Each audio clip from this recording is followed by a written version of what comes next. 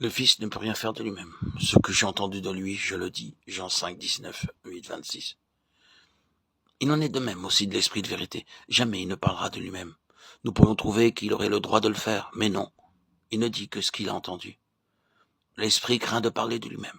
Il attend que Dieu parle, et ne parle que quand Dieu parle. Il est donc bien l'Esprit de vérité. C'est là aussi la disposition d'esprit qu'il inspire à ceux qui le reçoivent.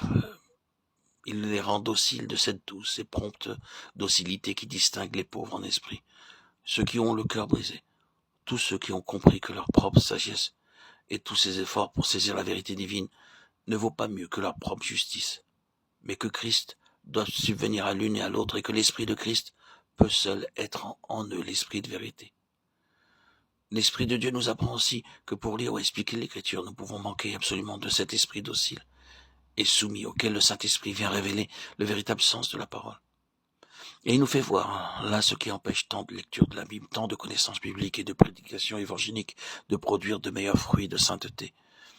L'Écriture reste sans action parce qu'on l'étudie avec une sagesse qui ne vient pas d'en haut, sans demander et recevoir la sagesse de Dieu. Il manque là le sceau de l'Esprit de vérité, qui ne pense pas, ne parle pas de lui-même, mais qui dit ce qu'il a entendu.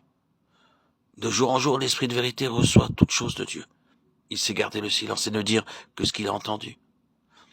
Ces réflexions nous ouvrent les yeux sur le danger qu'il y a à vouloir chercher la vérité de Dieu dans sa parole sans s'attendre à l'Esprit de vérité qui demeure dans le cœur. L'ancien tentateur du paradis terrestre rôde toujours autour de chacun de nous. Et encore à présent, la soif de connaissance est la tentation qu'il emploie avec succès.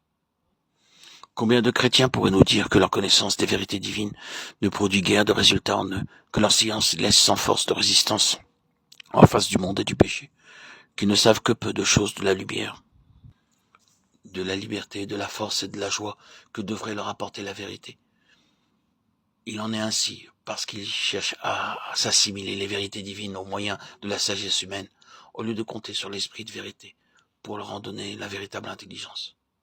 Que d'efforts sans résultat pour demeurer en Christ, pour marcher comme Christ, parce que la foi s'appuie sur la sagesse de l'homme plutôt que sur la puissance de Dieu. Que d'expériences d'ailleurs bénies n'ont été qu'éphémères, faute de compter sur l'esprit de vérité, qui est chargé de faire de la présence de Christ une réalité durable. Ceci nous signale ce qu'il faut à la vie chrétienne et ce qui lui manque souvent. Jésus a dit, si quelqu'un veut venir après moi, qu'il renonce à soi-même et qu'il me suive, Matthieu 16, 24. Qu'il est grand le nombre de ceux qui cherchent à suivre Jésus sans renoncer à eux-mêmes.